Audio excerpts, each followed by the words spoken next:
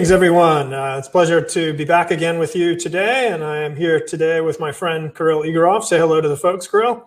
Good morning. Or afternoon or evening, as the case may be, depending on where you are. So thanks for joining, whether you're watching live or whether you are catching us on one of the recorded sessions. And thanks again to our friends at Scuba.Digital for doing all the hard, heavy lifting, because I can see the technology has not been cooperative the last couple of days. Hopefully that hasn't unduly affected any of our viewers.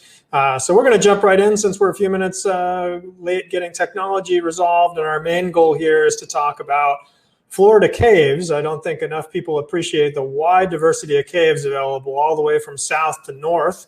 And Kirill and I have made it a passion of ours to explore many of those. And recently, Kirill has been able to get access to quite a few caves a lot of you probably haven't seen, even if you are avid Florida cave divers.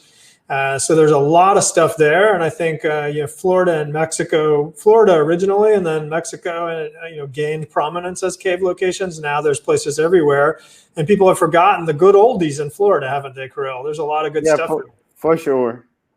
So a lot of neat caves, a lot of great diversity. So I'm going to go ahead and share my screen, and we're going to kind of talk through some of these sites while we also discuss some of the equipment aspects. Let me change this, actually. While we also discuss some of the aspects to access in some of these areas, there's a number of different kinds of equipment configurations that are sometimes needed and different types of equipment in general. And then Kirill is an avid photographer, so he's also taken an amazing number of shots. Unfortunately, you didn't take that one, Kirill. We have to pass that to our good friend David Ray. We're going to start out with Wakulla Springs because many people have heard of Wakulla Springs, and I spent a couple decades of my life in that basin there, dozens and dozens of hours, longest dives all the way up to 30 hours total immersion time. Cave in Wakulla is 200 to 300 feet deep, and we started using rebreathers really as soon as we could get them utilized. In the 1990s, we've really used semi-closed circuit halcyon technology. And that cave is just an amazing place. It's unfortunately not this blue anymore. It tends to get a lot of green water intrusion, but there's just an amazing cave systems. Unfortunately, like a few of the ones we're going to talk about, this one is permit only in the state. Here's another shot from depth on the decompression side. So we're about 60 meters, 200 feet deep, looking out, and you can even see trees in the background. So amazing cave. Beautiful place to visit always. And then not so far from here, this is a cave that connects over to Wakulla Springs called Emerald Sink. And Emerald and Cheryl and what I think almost about 30 sinkholes now are all connecting to the main Woodville karst plain systems. So you can dive. Bring me up to speed since I've been out of the country a little bit lately. What access is currently available on the Cheryl Emerald area? So Emerald is a free access, or not free access, but public access. You can just drive by, sign in, and go for a dive. And I think the rest of the caves connected to the Wakulla are still permit only. Yeah. There are a couple other caves in the area that you can dive, like Meeting House, that just became a park. The park just purchased a huge chunk of land in the area. And added some more sinkholes to the air list. So Meeting House is a diveable cave. I think Harvey's is a diveable cave that you don't need any permit for. There are a couple others. Okay, so several up in the Tallahassee area. And when you're diving a cave like this at Emerald, which you can do quite cheaply and relatively easily when things are clear, is really just very similar to diving Wakulla. It's part of the same system. A lot of the passages are similar looking. Not quite as big, admittedly, but a fascinating cave, really amazing place. We won't spend a lot of time on popular caves like Ginny Springs, but I did want to be sure, it felt weird to talk about a cave like Florida without talking about Ginny. This is almost where I grew up, really. I started cave diving in Ginny Springs in the late 1980s, and I've just done thousands of dives there, as I know Kirill has done as well. And this is one of your beautiful shots. Yeah, that's taken at Berman Room, so kind of few years ago, even just a few years ago, was the furthest most people would get. And now you can go much further. And talking about known cave, everyone knows first probably 3,500 feet of the cave, but then after a couple of restrictions, there's another section, which is almost as big as the front part, that almost no one's diving because it requires potentially side mount rebreathers, and quite a lot of time because that will be a long dive. Yeah, quite. And you know what's amazing to me is you haven't been there and I have. What's up with that? Some other distractions keep keeping me away. I also need you to come back so we can go together. All right, fair enough. It's a deal, no problem. It is an amazing cave, and as you say, nowadays the Berman Room is almost just getting started, right? Since the effective cave passage is, roughly doubled now. Named after Steve Berman, a dear friend that lost his life while cave diving. So really cool area and very cool shot. Where are we at now, Kirill? That's about 2,000 feet from the entrance, I think. That's near the jump to Sweet Surprise. There is a small window in the wall where you can swim in, and it opens up into nice rooms with sandy bottom and a clay bank and some goethite. And because it's kind of doesn't lead anywhere, it's almost untouched. So it's really nice to see how Genie used to look like before it became so actively dove. Yeah, absolutely. One of the big unfortunate aspects is, people not really focusing enough on their precision capacity and banging into things and being a bit careless. A lot of the goethite, which is an iron oxide mineral, it's black, felty texture, really beautiful, used to cover almost everything in Ginny and Devils, and has been subsequently rubbed off over time. So how about this one? I think it's somewhere by, so it's in the mainland, one of the jumps to the left in the mainland, so kind of doesn't really lead anywhere big, but a pretty nice area again because people know it doesn't go anywhere, so kind of pristine. Yep. And mainland is a really cool offshoot, a couple thousand feet back, about 2,600 feet or so. Well, even a bit more, 28 back. Really nice area. Tons of cave back there to explore. A lot of really cool stuff. And here? That's exiting from the mainland, almost on the main line, back on the main line on that nice shelf where you can drop your equipment before you swim in. Cool. Couple of quick shots from Peacock. Anything you want to speak about? Not really.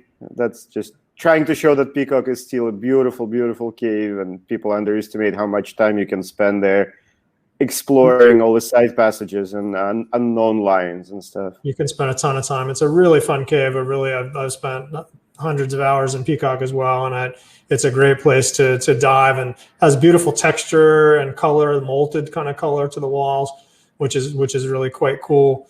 A number of cool shots and pass unders and erosional features throughout Peacock's quite cool. So I want to leave some time to move on after we finish Manatee, we're going to get a couple of the less common caves and some of the unique configurations. Manatee Springs is frequently a quite high flow cave, although by historical standards, it's been quite a bit lower flow over the last, let's say, decade. You get some pretty cool features, some pretty cool sand ripples that form due to the high flow conditions. It tends to be a darker cave, which is also tends to be filled with quite a bit of particulate over time. Although when the flow goes down, that also does improve. Okay, so hole in the wall. Now we're up north. And, that's Mariana. Yeah, this is up in Mariana. So this is proximal to Tallahassee, but to the east of Tallahassee. So this is two separate sections in northern Florida. The Mill Pond is a flooded area that has just a number of caves, 3 really popular caves, hole in the wall being one of them. And this is really almost Wakulla-esque kind of passage, the hole in the wall stuff. Got big, tall ceilings, open areas, nice white limestone.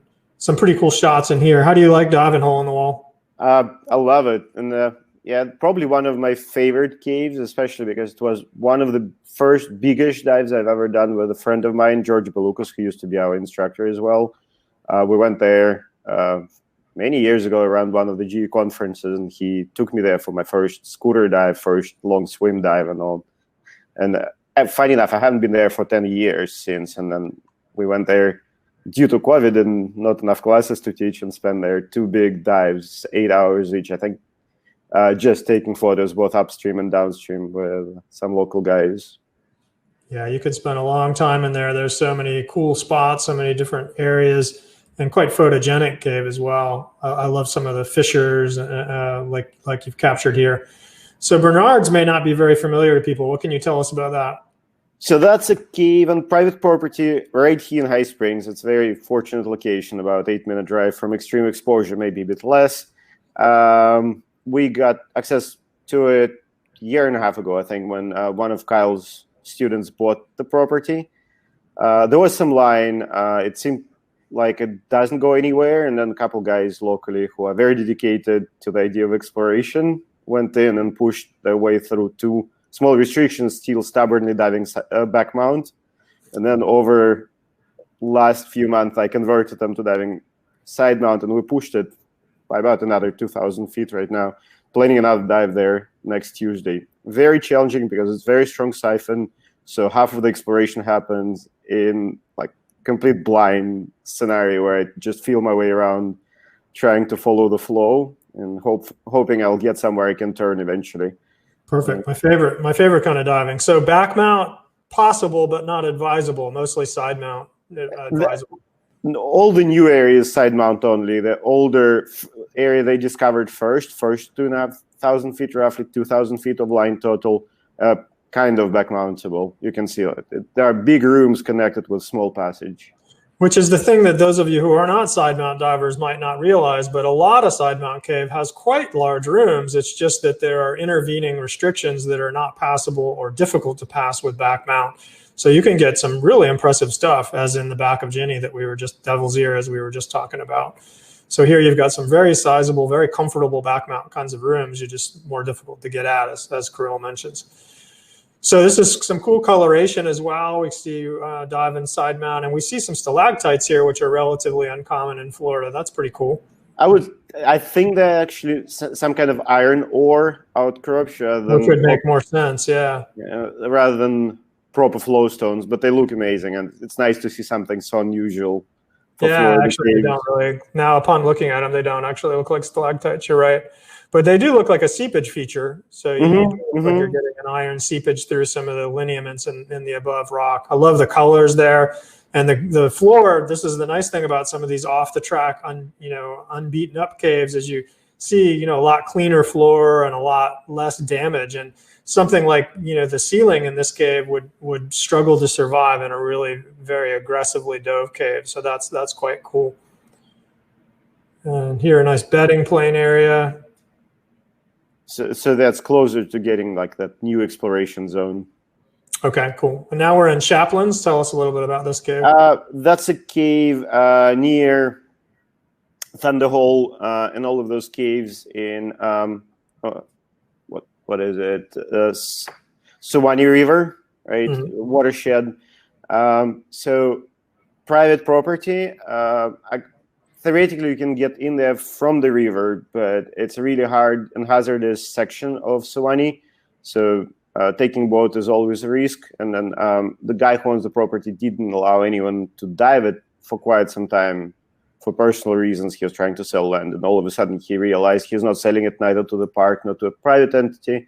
He said, okay, if you will draft waivers, you can go in. So last week, actually, we did first dive after probably 5 or 6 years of not being able to dive this cave with a friend of mine and local cave diver and explorer, Brett Hamhill. An amazing cave.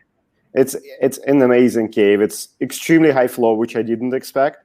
Well, that was a surprise pushing camera forward. It also like an amazing cave because it changes from extreme side mount where you need to dig yourself through the sand for a little bit against the flow.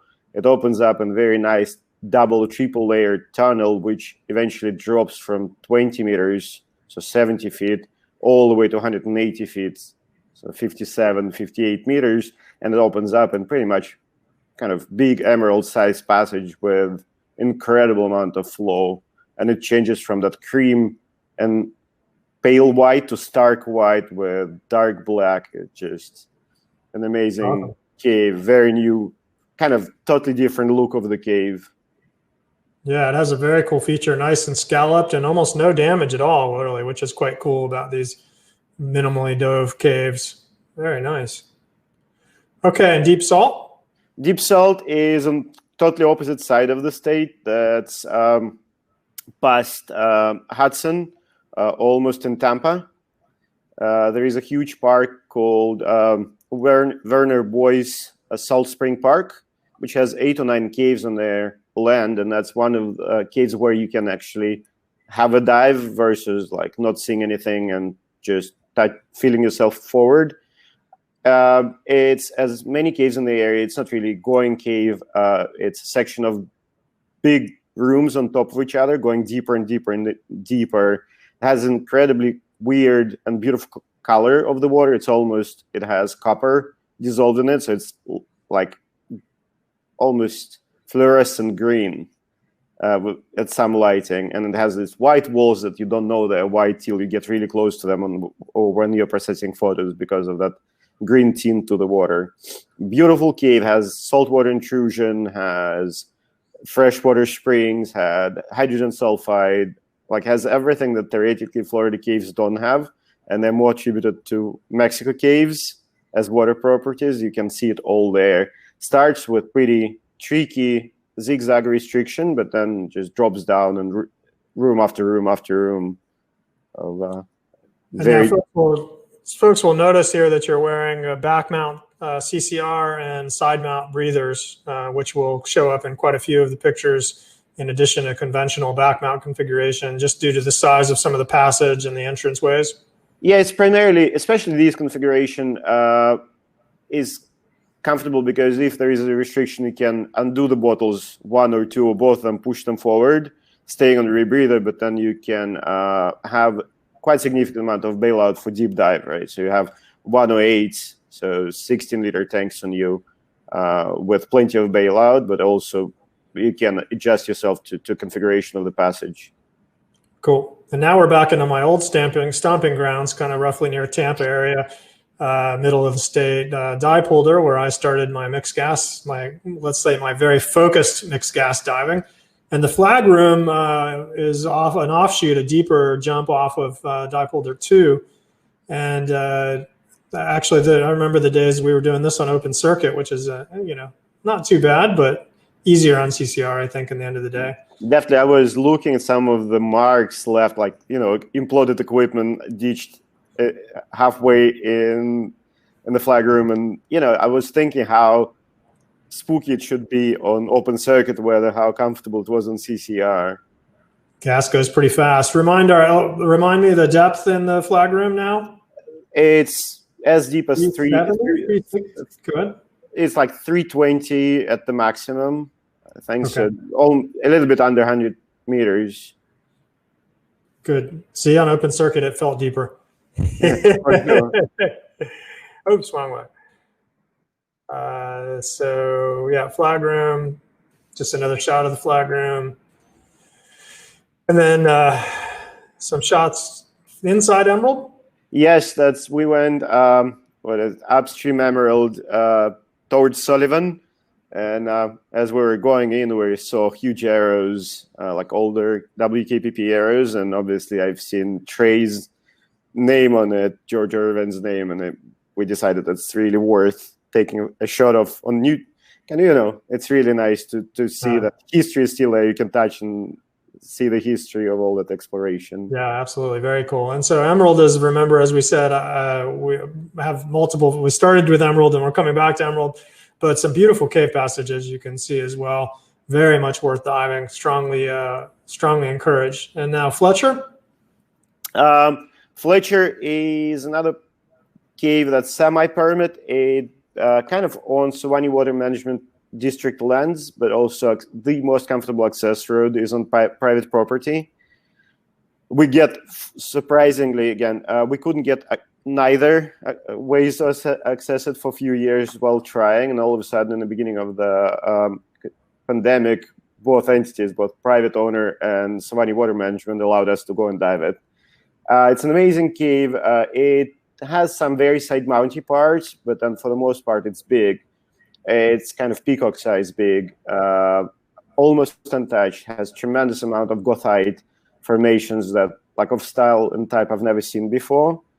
And again, it's very interesting geologically, it's very interesting for photos, but also it's very interesting historically, because markers you see there are Tom Morris's markers and Wes Skiles' markers and Agnes Milovka markers. And last dive we've done there, me and Matt Winza scootered halfway and then swam to 3,800 feet marker, which was the last arrow placed by Wes and Agnes when they were exploring this cave. And at this point, Andy Pitkin and Matt and Brett explored another 3,000 feet from the beginning of the exploration this year. So pretty amazing, still going. New exploration zone is not as attractive. It's way more silty and scary and smaller, but still nice to know that there is still significant potential for exploration in the area, even though like all these big guys from the past put a bunch of line there. And here's pretty cool. You've got some really well-formed mineralization here. This all looks like goethite minerals that are, you know, just really nice and feathered and untouched, because that stuff crumbles real easily if people are careless with it, which is quite cool. And that's the shot at the end of the old line where new exploration started. Very cool kind of phreatic formations here. Really nice, clean floor. Very nice. Rock Bluff, I haven't been there in decades. Yet another park. You can access it from the river if you want, going through pretty significant restriction against the flow. We were lucky to get inland access to the cave, which opens up a big upstream part, which was explored by Teddy Garlick and Brett, which is very, very scary side mount. I decided not to go. I've seen first 500 feet, which were nice, and all of a sudden gets into these tremendous silty hills where you cannot even believe people can fit. But Teddy Garlick is very skinny and brave. And then there is very nice part. It's time to go on a stronger diet, buddy. That's a very strong diet. And then from the land entrance downstream to the main entrance, it's an amazing cave again. Barely, very little damage done to it. Very rarely visited, especially in the middle section. And it's like just weirdest combination of tiny holes like this with like tall dome rooms. Very nice. And Silver Glen, beauty. Silver Glen, again, something that I personally really always wanted to get access to, because Wes Skiles took one of his most famous shots there. So it creates this enormous, just perception of how big underground caves might be and how blue they can be. And again, all of a sudden this February, forestry gave us permit to go for a limited amount of dives to document it. And we, over 5 dives, Adam Hughes mapped it, and over 1 dive I tried and taken all the photos of most important features between that big awesome room all the way towards the entrance and then secondary upstream section in the river. Very beautiful cave, and we can see some really nice horizontal sedimentation from the period during which these caves were laid down, roughly 40 million years ago. These were just accumulation of calcium carbonate. I was having trouble with the carbonaceous. So these accumulate over time from skeletal matter and plankton, and they give that nice horizontal structure. Again, that's for scale. That's the room. That's enormous, and you enter through tiny hole in its wall. There, you don't expect to pop up into something that huge. Nice. That's the very entrance to the cave, and that's the secondary upstream section, which is not as known. That with that very soft yellow rock everywhere. All right, so Thunderhole. Thunderhole. I think you have stories about this cave, right? You've been diving in. Lots of stories about this cave, but you go right ahead. That's another cave that's right by the Chaplains, and again on private property, belongs to one of the regional explorers of the area, Tom Morris, and he was kind enough to allow access to people he knows. And that's, again, the same features as Chaplains as well. You start a shallow cave that's relatively flat, very nice and very gnarly, and all of a sudden you get to the chimney that drops down and brings you to a whole new level with different features, with strong flow. And I'm still waiting to go back and do more diving there. Wasn't good visibility lately. A lot of great dives there. Turtle Cave. Turtle Grave is a cave in the Gulf of Mexico. So one of the multiple sinkholes, which are very unattractive, filled with that hard to see through salt water.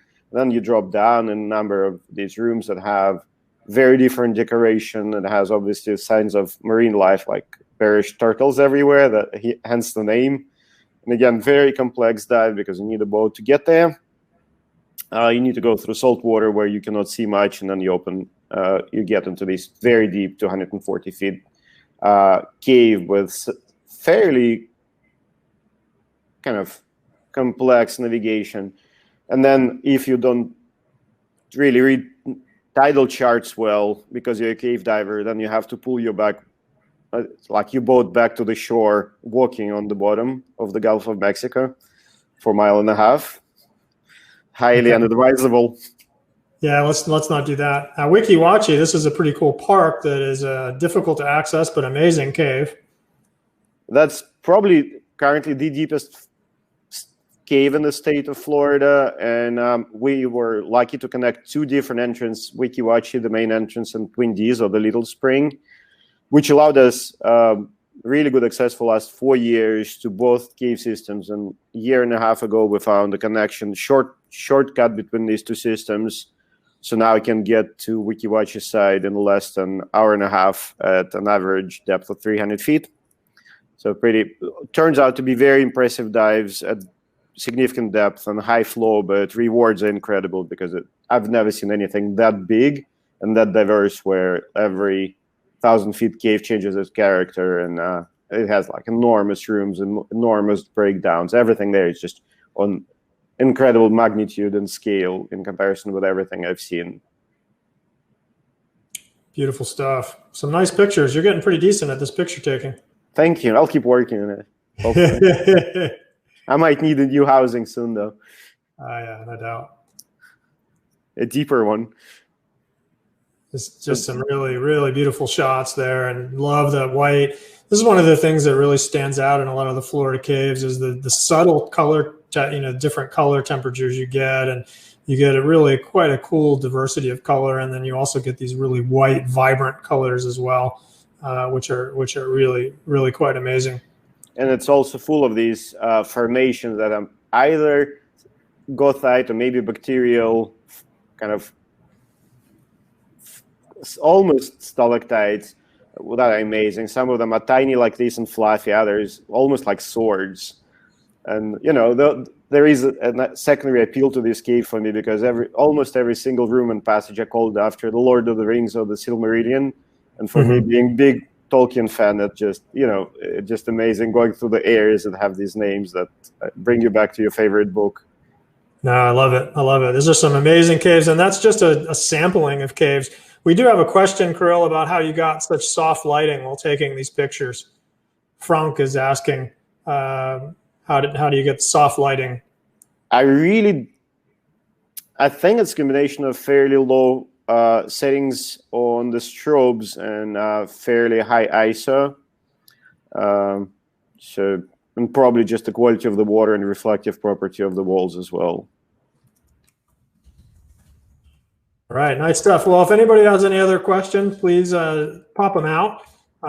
We are pretty much right on time, actually. I think we did a good job, Kirill. I'm proud of you for keeping a good pace. I hope everybody here has enjoyed the tour through Florida caves. Is a pretty good sampling of a variety of different cave systems in the area, that there's many others. How much post-processing is involved in those shots?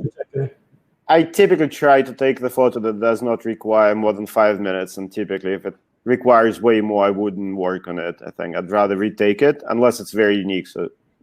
But some simple filters to soften things up. You have a probably stock range of filters you put it through. I just use Lightroom. I use a little bit of like sharpness and noise reduction slider. I would change color temperature to where it looks more like it seemed to me underwater. I may go into Photoshop and get some of the backscatter if it's present, because obviously due to percolation, some of these shots will have some backscatter present. And that's about the extent of processing I do. Yeah, because otherwise I give you a hard time. True. Yeah, that's the amazing thing in a lot of these caves. The water is so clear that you can't really tell you're in the water. It can be air clear. And one of the really cool things is as well, you have a nice interface in a lot of cases where you might be entering near a river where you have darker water, and or a lot of the sinkholes also will trap darker water, and that barrier transition is quite stark to go from this dark, muddy, murky kind of water into these like crystal clear. It almost hurts your eyes. It's so clear, and the light just shines for tremendous distances. Extra lights in the cave, I'm not sure exactly what you mean, Frank, but we would normally carry a primary and then backup lights. I think and then video lights sometimes as well. Go ahead, Kirill. Those shots were taken, like, typically I don't like staging lights in the cave to leave minimal, impact on the cave. So I would attach strobes with remote sensor on the models, and I'm using models as my light stands. That's why I like my models so much. A lot of folks I know are using more and more video lights now. I follow the direction of Frank's question, where they're using video lights even without strobes in some cases. You still prefer strobe shooting.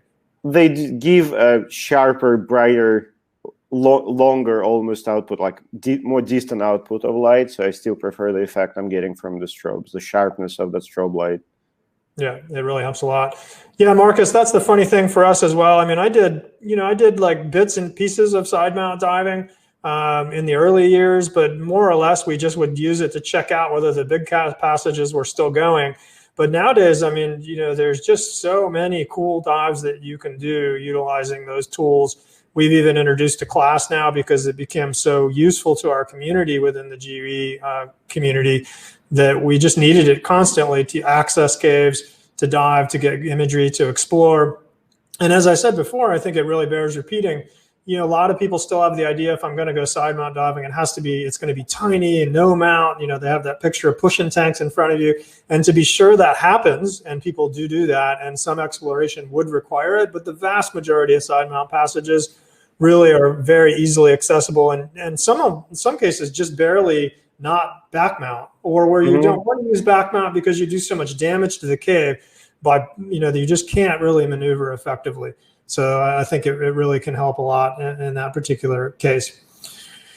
Okay, well, thanks very much. I think we're kind of out of time, Kirill. Everybody, if you have any more questions, Kirill and I are going to pop over to the GUE booth for a few minutes, and we'll hang out there, loiter a bit, and see if the folks there are going to kick us out or not. If you want to chat or have any other questions, then please feel free to come by and visit us. There's also a coupon for GUE TV for those of you who have not had the opportunity to check that out and are curious. Thanks so much for your good questions and for visiting, coming by. Thanks again to Scuba.Digital for hosting us here at the show. And we'll see you at the GUE booth if you want to join. Thanks again, and come visit us in Florida. Thanks. Take care, everybody. Bye.